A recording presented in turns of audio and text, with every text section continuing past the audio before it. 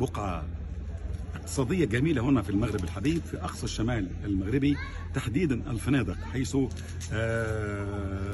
النسخة الثانية من الأبواب المفتوحة، أبواب الخير، أبواب الرزق، أبواب الاستثمار ومزيد من فرص العمل.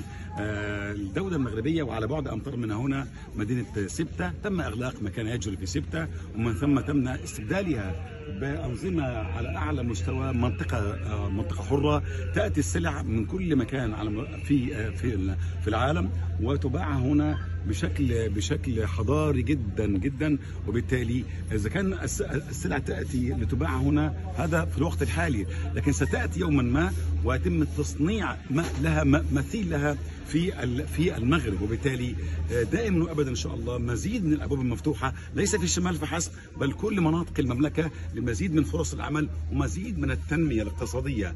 انتم ايضا متابعي الكرام، اتمنى ان تكونوا دائما بخير.